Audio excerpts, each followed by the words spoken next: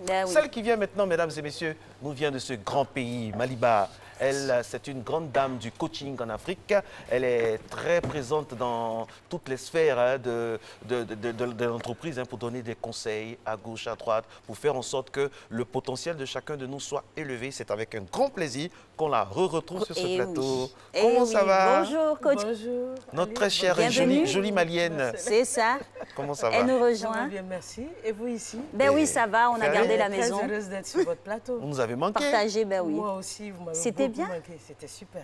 Vous avez pu tourner, on a vu lors des vacances, c'est vrai que nous aussi on a tourné, mais on se suivait un peu Tout à par fait, tout réseau à fait, interposé. Tout à fait. Et D'accord. maman, elle va bien? Elle va On profite super en même temps bien. pour demander la nouvelle selle africaine. C'est comme ça, voilà. Maman va bien lui faire un gros bisou. Alors aujourd'hui, on va parler, coach, de la PNL, la programmation neuro-linguistique. Qu'est-ce que c'est? La programmation neurolinguistique qui fait partie des spécialités des coachs. Et moi, je suis un maître praticien de la programmation neurolinguistique. C'est, on va faire simple, je vais essayer d'imager. Le cerveau se programme à peu près comme un ordinateur. Donc, depuis qu'on est né, en fonction des expériences qu'on a vécues, en fonction aussi des messages qu'on a reçus, les messages vont commencer depuis la famille, ensuite l'entourage, ensuite les personnes avec lesquelles nous sommes les plus proches, parfois les personnes d'autorité comme le maître d'école, les professeurs. Tout cela va nous donner un certain nombre de messages sur nous-mêmes et sur l'environnement du monde. Et ces messages s'enregistrent et restent dans notre cerveau exactement comme un ordinateur va enregistrer un programme. Alors, le souci est que si ce programme est intéressant, donc il est positif, ce programme va nous aider à avancer. Mais si par contre ce programme nous donne des injonctions qui peuvent nous empêcher d'avancer, ce programme va nous nuire dans notre évolution. Je vous donne un exemple très simple et ça arrive beaucoup. Des personnes vont vous dire les personnes riches sont des voleurs ou tout le monde ne peut pas être riche. Et certaines personnes ont enregistré ça comme une réalité. Et à partir du moment où c'est programmé, il est difficile de le déprogrammer. Donc à ce moment, c'est la programmation neurolinguistique.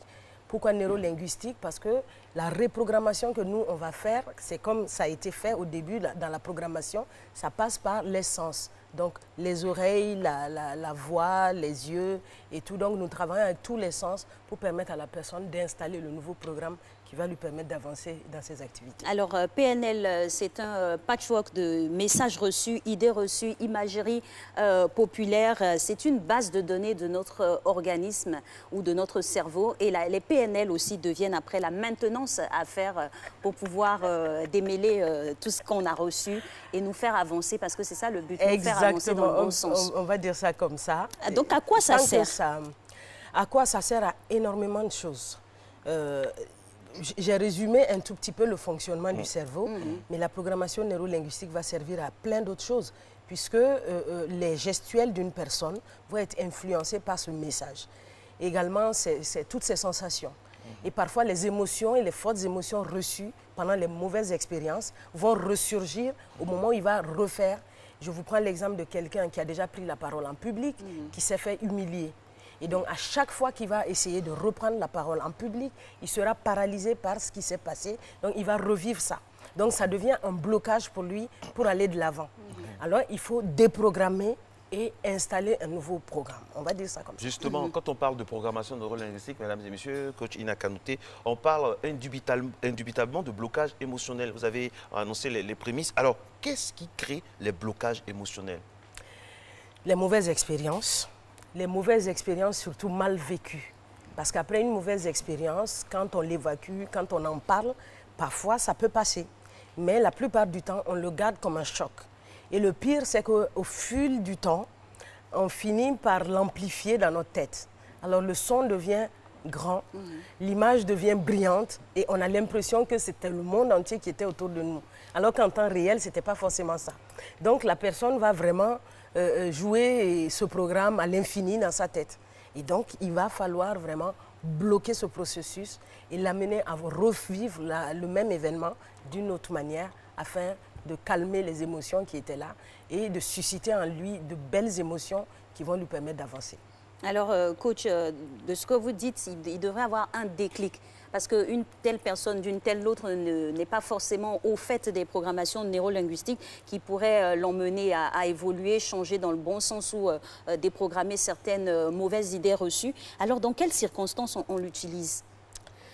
Nous, on l'utilise particulièrement pendant des coachings où une personne peut avoir un objectif bien défini avec toute la volonté d'y arriver, donc de la motivation, mais qui est paralysée, donc qui est bloquée. Donc on sait tout de suite qu'à un moment donné, il faut faire intervenir les outils PNL.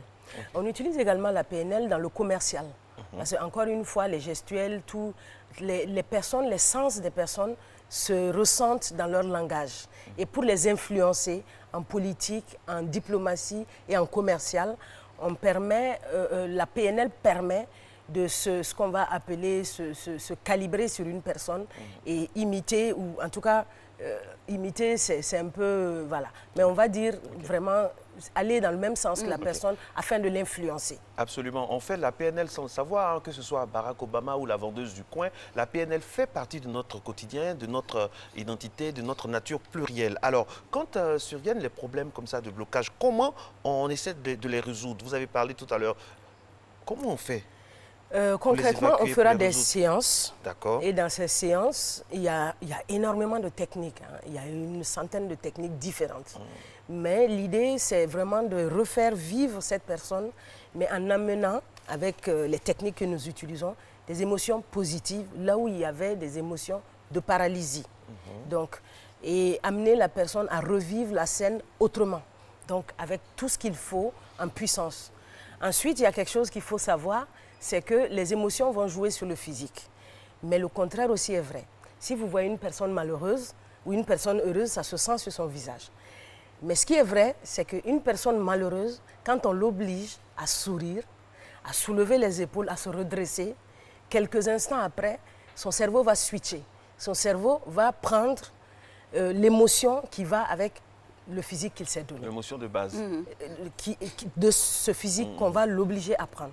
Donc ça, c'est des petites techniques qui permettent d'amener la personne à quitter un état d'esprit négatif et à pouvoir avoir un état d'esprit qui lui permet d'atteindre ses objectifs. Coach, toute cette technique-là, ça ne fait pas référence un peu à l'influence, par exemple, des gourous sur leurs adeptes ou d'une science exotérisme et tout ça? Pourquoi? Non, pas vraiment. Bien sûr, vraiment. Toutes les techniques au monde peuvent être utilisées de la mauvaise manière. Mais il est vrai que la PNL utilisera des techniques d'hypnose. Mais ce n'est pas des hypnoses qui vont nous permettre d'endormir la personne, de lui faire exactement. Simplement, on met la personne dans un état réceptif. Donc, on essaie d'amener son cerveau à ce que nous, on appelle l'état alpha. Donc, le cerveau va vraiment calmer le mental. Et on lui donne des injonctions positives pour lui permettre d'avancer. Donc, c'est vraiment fait de manière humaniste. C'est tout bénéf pour l'entreprise, notamment dans le cadre de l'entreprise, là, avec la recherche effrénée du profit, hein, c'est cette recherche d'émergence-là. Alors, dites-nous comment la PNL peut agir sur la productivité en entreprise? Par exemple, les commerciaux, si ils sont, on leur apprend les techniques de PNL au niveau du commercial, ça peut leur permettre tout de suite, non seulement de calmer un client qui est en colère, ça peut leur permettre également d'amener le client à acheter leurs produits, à les suivre dans le sens de leur démonstration. Ensuite, tous les collaborateurs d'une entreprise peuvent avoir, face à des objectifs qui ne sont pas atteints, peuvent avoir des blocages émotionnels. Donc quand on arrive et qu'on intervient dans une équipe, que ce soit des managers, que ce soit d'autres collaborateurs, on peut trouver des cas où la PNL peut aider à débloquer les blocages pour atteindre les objectifs et suivre le mouvement général. Alors, coach, c'est une science pour initier ou qui est candidat à la PNL? Les candidats à la PNL, c'est d'abord des coachs qui sont professionnels et qui vont apprendre cet outil particulier pour les cas beaucoup plus compliqués que les cas de coaching simple. Donc, c'est une spécialité des coachs. Le monde entier est un champ de PNL, hein, le monde entier. Alors, est-ce que dans la PNL, est-ce qu'on peut revenir un peu sur les tendances quand on est en Afrique, quand on a un accident? Est-ce que l'environnement a une incidence sur notre PNL, l'environnement géographique à un certain temps? L'environnement va avoir une certaine incidence. Par exemple, avec mon expérience, il y a un certain nombre de messages que nous avons toujours donnés en Afrique. D'accord. Et donc qui peuvent constituer des blocages systématiques qu'on ne trouvera pas forcément chez les Occidentaux. Ouais. Et donc, par exemple, chez nous, le destin semble être accepté par tous. Donc, parfois, il faut défaire ce type de croyances. Ce que nous, on appelle justement des croyances limitantes. Comme ça, comme regarder quelqu'un dans les yeux, il faut le faire, il ne faut Faut pas le baisser faire. les yeux quand Peut-être quand on est en exactement situation ça, quand on est en situation, par exemple, de travail avec un client, quand on est délégué médical ou bien commercial de tout acabit, ça joue aussi concrètement. Et rien que le C'est mois interprété, dernier, j'ai eu un cas comme ça où le monsieur, justement, il n'arrivait pas à me regarder dans les yeux. Je lui ai dit, mais regardez-moi. Il dit, non, dans sa culture, On regarde pas les femmes. on ne regarde pas quelqu'un qu'on respecte. Je lui ai dit, sur le plan international, si tu le fais, on dira que tu as un regard fuyant et ça va donner une certaine interprétation de ta personnalité qui n'est pas vraie. Donc oui, il faut aussi parfois adapter.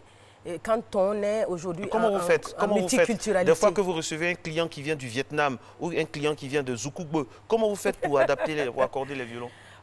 On écoute beaucoup. Le coach, c'est la personne qui écoute beaucoup. Et la PNL nous apprend également à regarder. Donc les gestuels, le visage, les voix. Et tout ça peut jouer. Je vous donne un autre exemple. Dans le leadership féminin, on a parfois le problème de voix. Les femmes, pour s'imposer, doivent par exemple travailler sur leur voix. Et quand on ne sort pas la voix, c'est déjà quelque chose qui plombe notre autorité. Et donc, il y a énormément de signaux. Mais nous observons beaucoup, nous écoutons beaucoup. Et donc même en contexte multiculturel, nous arrivons à détecter les niches d'émotions bloquées. Et justement, quand on parle de chaque individu, le cas par cas, pouvez-nous donner le cheminement de quelqu'un qui arrive avec ses acquis, ses prérequis ou ses idées reçues jusqu'à un niveau où la PNL est passée? Qu'est-ce qui devient après? Par exemple, la personne va nous amener un objectif précis. Ensuite, on travaille sur l'objectif. Et on lui donnera un plan d'action, où on trouvera en tout cas ensemble un terrain d'entente pour qu'ils mettent en place un plan d'action. Ce qui se passe quand il y a un besoin de PNL, c'est qu'à un moment donné, malgré la volonté, malgré le plan d'action, la personne ne bouge plus. Donc on sent vraiment un blocage. Et c'est à ce moment que nous sortons les outils de PNL. Et ça se voit... Quand je vous écoute, je me dis que la PNL, c'est une compétition permanente avec soi-même. On peut le dire comme ça, parce que imaginez les paralysies des personnes qui ont des peurs bleues, des personnes qui ont des phobies. Par exemple, il y a des personnes dans l'avion, ils sont morts de peur, ou devant un chien. Voilà. Et donc, on utilise la PNL pour tout ça. Vladimir Même Poutine, certaines pour ne pas vous arrêter, addictions. Vladimir Poutine, quand il recevait Angela Merkel, c'était un moment de tension. Il savait utilisé très la bien PNL parce qu'elle avait qu'il sait qu'elle a la peur peur des il chiens. savait très bien qu'elle avait peur des chiens. Donc, il a fait en sorte qu'à son chien soit à arrivée, le proximité. chien soit là et qu'il parte vers elle. Et ça C'est interprété comment? C'est quoi? C'est de la interprété comme une diplomatie. influence négative, par contre. Et ça m'amène à cette question. En politique, la PNL est très, très consommée. C'est tous les jours. Oui. On reçoit un chef d'État, on reçoit des syndicalistes, on reçoit des ministres. C'est vraiment la matière première de la politique. Exactement. Les hommes choses. politiques vont utiliser l'influence des sens, donc le gestuel, pour influencer la personne en face d'eux et les amener. En fait, c'est un peu comme un camion que tu accroches, qui accroche une voiture et qui le suit. Donc, tu synchronises avec la personne. À partir du moment où tu synchronises avec la personne, les voix, les gestuels et tout, la personne t'amène dans le sens de ce que tu veux. Et donc, c'est surtout dans les techniques d'influence que les hommes politiques et les diplomates vont beaucoup utiliser la programmation neuronale. Coachess a dit que ceux qui ne pratiquent pas la PNL seront à la traîne, seront toujours assujettis à ceux qui l'ont fait. On ne va pas dire ça comme ça. On dira quoi? Mais c'est que la programmation neurolinguistique peut te donner un pouvoir énorme face à d'autres personnes. Le mot est lâché avec Ida Kanouté. Pouvoir et surtout énorme. Parce que tout le monde peut avoir un pouvoir, mais il faut se démarquer en ayant un pouvoir énorme. Et pour avoir le pouvoir, il faut avoir les moyens. Et la publicité et l'information font partie de ces moyens. Et c'est ce qui suit. Vous êtes un matin bonheur et vous avez raison.